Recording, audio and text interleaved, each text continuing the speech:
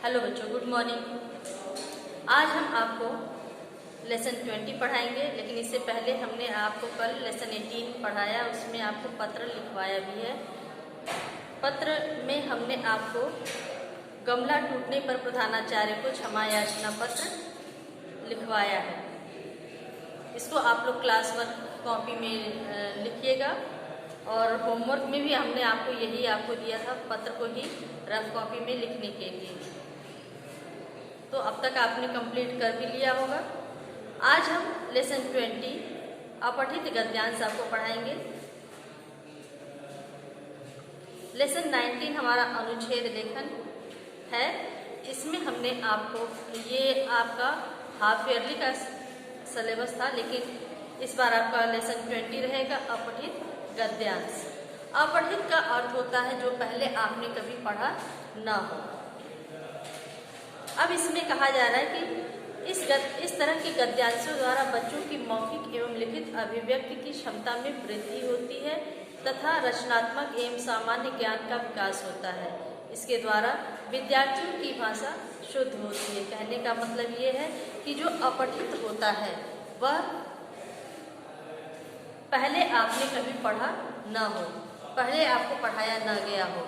ऐसे अपठित गद्यांश एग्जाम में दिए जाते हैं, और उसमें से कुछ क्वेश्चन भी आपको दिए जाएंगे जिनके उत्तर आपको उन्हीं पैराग्राफ में से ढूंढ करके लिखने होते हैं। लेकिन अभी आप लोग छोटे हैं, तो आपको क्लासरूम में आपको वो अपठित गद्यांश का पैराग्राफ भी पढ़ाया जाएगा। उससे जो क्वेश्चन होंगे वो भी आपको सॉल्व कराए जाएंगे। अब इस तरह के गद्यांशों के द्वारा कहा जा रहा है कि मौखिक एवं लिखित अभिव्यक्ति की क्षमता में वृद्धि होती है। जैसे जो अपठित गद्यांश होगा उसको आपको 2 या 3 बार पढ़ना होता है। ये आपकी मौखिक अभिव्यक्ति हो गई, यानी बोलने की क्षमता में आपकी वृद्धि हो गई। दूसरा है लिखित अभिव्यक्ति की क्षमता में भी आपकी वृद्धि होती है। लिखित यानी लिखना। जब आप किसी चीज़ को लिखेंगे, उस चीज़ को लेकर के आपके अंदर रुचि जागेगी, तो उससे आपकी हैंडराइटिंग में भी सुधार होगा। रचनात्मक एवं सामान्य ज्ञान का विकास होता है। कैसे? क्योंकि अपठित गद्यांश जो दिए जाते हैं, उससे जो प्रश्न दिए जाते हैं उनके उत्तर उसी गद्यांश से, उसी पैराग्राफ से ढूंढ करके बच्चों को लिखना होता है। तो ये इससे बच्चों को प्रश्नों के उत्तर उस पैराग्राफ से, उस गद्यांश से जब वो खुद से वो छांट करके लिखेंगे, तो उनके अंदर उन प्रश्नों को खोजने के लिए रुचि जागेगी। ये उनकी रचनात्मक वृद्धि कहलाएगी। और सामान्य ज्ञान में भी विकास होगा। कैसे? क्योंकि बच्चे जब उस चीज़ को खुद से जानेंगे, उस चीज़ को समझेंगे, तो उससे उनके सामान्य ज्ञान में भी वृद्धि होगी।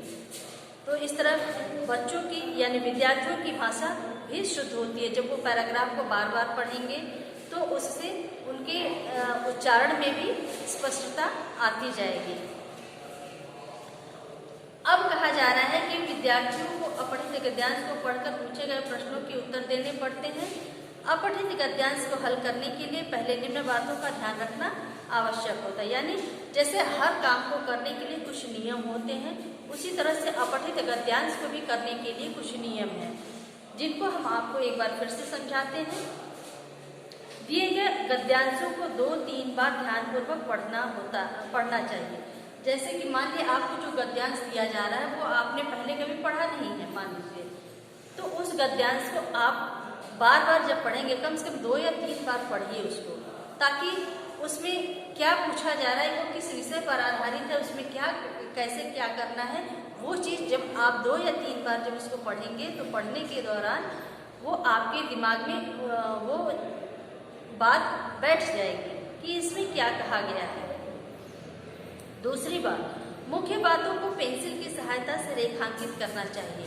यानी उस पैराग्राफ में जो कुछ ऐसे वाक्य होते हैं जो बहुत खास होते हैं, मुख्य होते हैं, मेन होते हैं, उनको आप पेंसिल से अंडरलाइन करते जाइए। या आसान तरीका है कि जैसे मान लीजिए जो पैराग्राफ आपको दिया गया है, उन पैराग्राफों को पढ़ने के बाद उससे जुड़े प्रश्न जो होते हैं उसको भी आपको पढ़ने होंगे। जब आप उन प्रश्नों को पढ़ते जाएंगे तो आपके दिमाग में फिर उस प्रश्न के उत्तर को सोचने की क्षमता बढ़ेगी। और जहां आपको ऐसा लगे कि ये जो पूछे गए प्रश्न का उत्तर है, हो सकता है या है, उसको आप पेंसिल से अंडरलाइन कर लीजिए, रेखांकित कर लीजिए। तीसरा प्रश्न है, प्रश्नों के उत्तर गद्यांश से ढूंढने का प्रयास करना चाहिए, यानी कि जो भी प्रश्न आपको दिए जाएंगे वो उसी गद्यांश पर आधारित होंगे और उन प्रश्नों के उत्तर उसमें से आपको ढूंढने होंगे। चौथा है, प्रश्नों के उत्तर संक्षिप्त परंतु सटीक रूप में देने चाहिए, क्योंकि ये एक गद्यांश का हिस्सा होता है, यानी एक पैराग्राफ होता है जिसमें से आपको उन प्रश्नों के उत्तर ढूंढने होते हैं। इसलिए उसमें से जो भी उत्तर आप लोग लिखेंगे या छांटेंगे वो आपके संक्षिप्त होने चाहिए, यानी छोटे रूप में उनके उत्तर होने चाहिए। बहुत अधिक लंबे वाक्यों का इसमें प्रयोग नहीं होना चाहिए। वाक्य हमारे संक्षिप्त हो, सटीक हो, यानी जो भी हम उत्तर लिख रहे हैं या बता रहे हैं वो हमारे एकदम सही हो। पांचवा इसमें जो दिया गया है, शीर्षक गद्यांश के मूल भाव पर आधारित होते हैं। कभी कभी ऐसा होता है कि जो गद्यांश दिए जाते हैं उनमें हमें शीर्षक पूछा जाता है कि इस गद्यांश का क्या शीर्षक होगा। शीर्षक नहीं समझ में आ रहा है तो ऐसा समझिए कि मान लीजिए आपकी बुक में, किसी भी बुक में, आपकी किसी भी बुक में आपको जो लेसन पढ़ाए जाते हैं उस दौरान उस लेसन का एक नाम होता है। जैसे हम आपको पाठ 20 पढ़ा रहे हैं, इस पाठ का नाम क्या है? अपठित गद्यांश। इसी तरह से हर पाठ का, हर कविता का एक नाम दिया होता है, इसी नाम को शीर्षक कहा जाता है। तो ऐसा भी कभी कभी होता है कि कुछ गद्यांशों में उस गद्यांश का शीर्षक, यानी अगर उस गद्यांश का एक नाम देना हो तो उसको हम क्या नाम देंगे ये हमें बताना होता है। तो ये कहा जा रहा है कि शीर्षक जो होता है वह गद्यांश के मूल भाव पर आधारित होना चाहिए, यानी गद्यांश में वो किस बात पर बार बार समझाया जा रहा है, क्या किस बात को लेकर के वो बार बार कहा जा रहा है, वही उस गद्यांश का मूल भाव होगा और वही उस गद्यांश का शीर्षक बनेगा। तो इस तरह से ये हो गए हमारे अपठित गद्यांश और उससे जुड़ी बातें यानी नियम। अब बारी आती है कि हमारे एनुअल एग्जाम के लिए हमने कौन सा गद्यांश आपको दिया है। तो वो है पेज नंबर 8080 पर दिया हुआ है, गडेरिया की कहानी है। इसको हम आपको पढ़ करके सुना रहे हैं। गद्यांश कुछ इस प्रकार से है कि एक गडेरिया भेड़ चराने गांव से बाहर गया, उसे मजाक करने की सूझी। वह गांव की ओर मुख करके जोर जोर से चिल्लाने लगा, भेड़िया आया, भेड़िया आया, ऐसा कहकर के वो चिल्ला रहा था। तो अब उसमें कहा जा रहा है कि गांव वाले भागे भागे आए। गडेरिया के मजाक को जानकर वे लोग क्रोधित होकर वापस चले गए। एक दिन सचमुच ही एक भेड़िया ने गडेरिया की भेड़ों पर आक्रमण कर दिया। गडेरिया घबराकर जोर जोर से चिल्लाने लगा, भेड़िया आया, भेड़िया आया। गांव वालों ने सोचा कि यह गडेरिया फिर झूठ बोल रहा है। वे लोग इस बार भेड़ों को बचाने नहीं आए। कुछ भेड़ों को भेड़िए ने मार डाला। एक बार फिर से इस हम गद्यांश को पढ़ना चाहेंगे। एक गडेरिया भेड़ चराने गांव से बाहर गया, उसे मजाक करने की सूझी। वह गांव की ओर मुख करके जोर जोर से चिल्लाने लगा, भेड़िया आया, भेड़िया आया। गांव वाले भागे भागे आए। गडेरिये के मजाक को जानकर वे लोग क्रोधित होकर वापस चले गए। एक दिन सचमुच ही एक भेड़िए ने गडेरिये की भेड़ों पर आक्रमण कर दिया। गडेरिया घबराकर जोर जोर से चिल्लाने लगा, भेड़िया आया, भेड़िया आया। गांव वालों ने सोचा कि यह गडेरिया फिर झूठ बोल रहा है। वे लोग इस बार भेड़ों को बचाने नहीं आए। कुछ भेड़ों को भेड़िए ने मार डाला। तो ये था हमारा पैराग्राफ यानी गद्यांश का भाग। अब इससे जुड़े हुए 5 प्रश्न दिए गए हैं, वो हम आपको इसमें से ढूंढ करके समझा रहे हैं और बोर्ड पर भी लिखा रहे हैं ताकि आप लोग उसको देख करके अपने बुक को कंप्लीट कर लें। पहला प्रश्न इसमें दिया गया है, गड़ेरिया भेड़ चराने कहाँ जाता था? उत्तर में हम लिखेंगे, पहली लाइन में इसका उत्तर दिया गया है कि गड़ेरिया भेड़ चराने गांव से बाहर जाता था।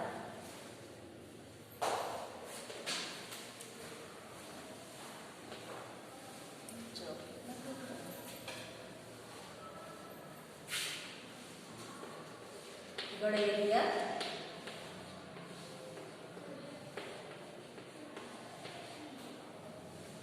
भेड़ चराने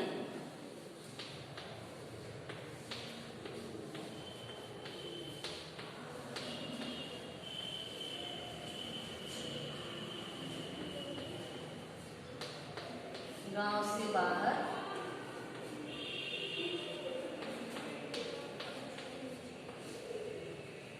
जाता था।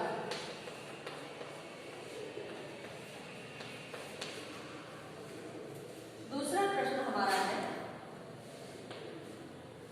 ये हमारा पहला प्रश्न था कि गड़ेरिया भेड़ चराने कहाँ जाता था। उत्तर में हमने लिखा है कि गड़ेरिया भेड़ चराने गांव से बाहर जाता था। दूसरा प्रश्न हमारा है, गड़ेरिया क्या कहकर चिल्लाने लगा? भेड़िया आया, भेड़िया आया। बस इतना ही भी आप लिखेंगे तो सही है।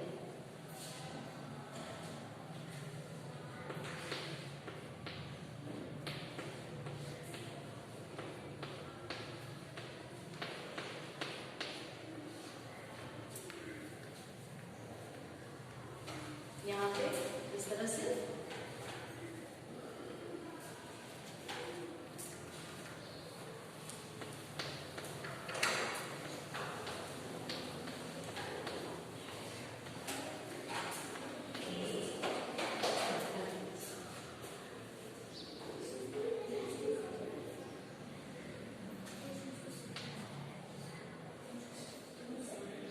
कहकर चिल्लाने लगा।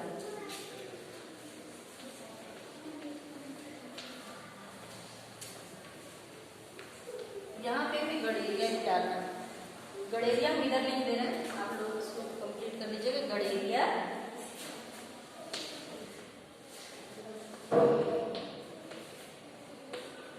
गड़ेरिया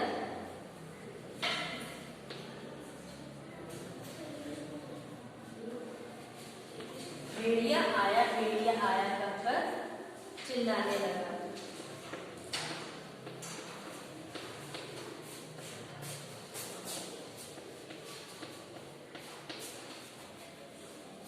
इस तरह से हो गया। तीसरा प्रश्न हमारा है कि एक दिन सचमुच कौन आ गया? तो हमारा उत्तर होगा कि एक दिन सचमुच भेड़िया आ गया। तीसरा है,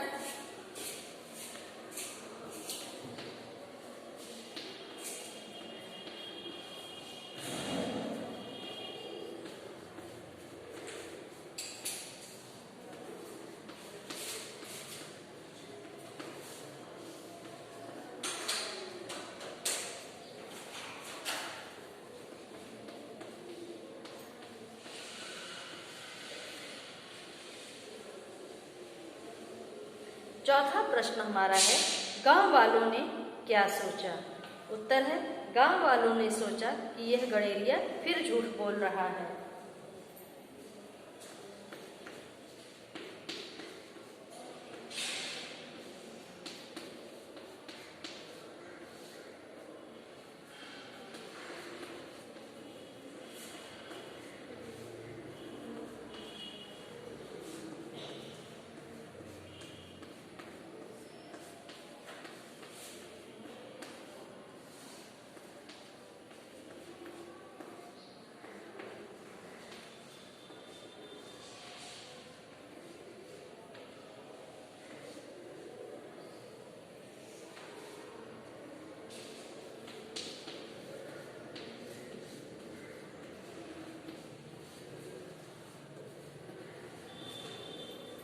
तरह से हो गया कि यह गड़ेरिया, गांव वालों ने सोचा कि यह गड़ेरिया फिर झूठ बोल रहा है।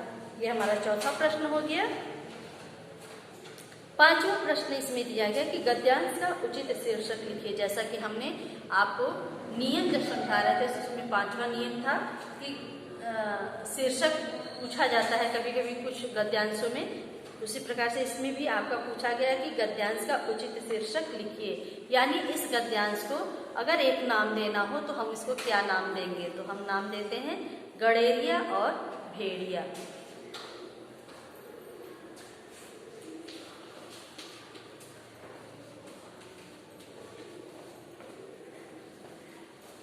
गडेरिया और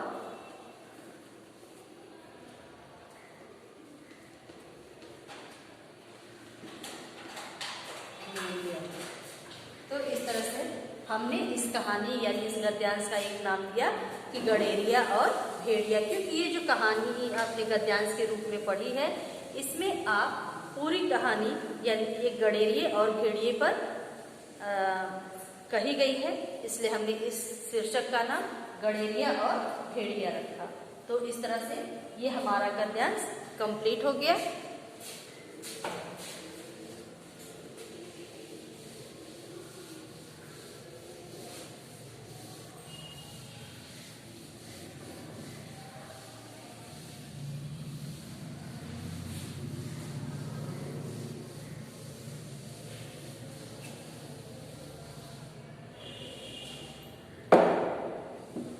अब बारी आती है आज के होमवर्क की।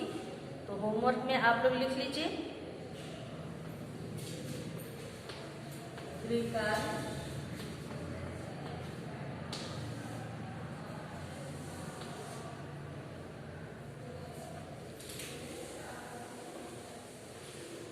गद्यांश के प्रश्नों को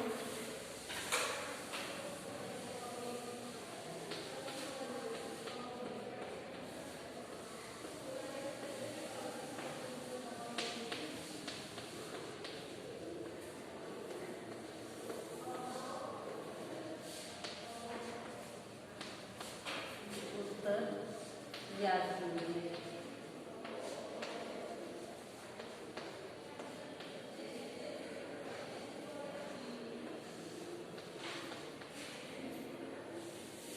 गद्यांश में जो अभी हमने आपको गद्यांश पढ़ाया है उसके प्रश्नों के उत्तर भी आपको याद करवाएं, तो उन प्रश्नों के उत्तर आपको याद करने होंगे। इसको आप लोग अपनी स्कूल डायरी में नोट कर लीजिए।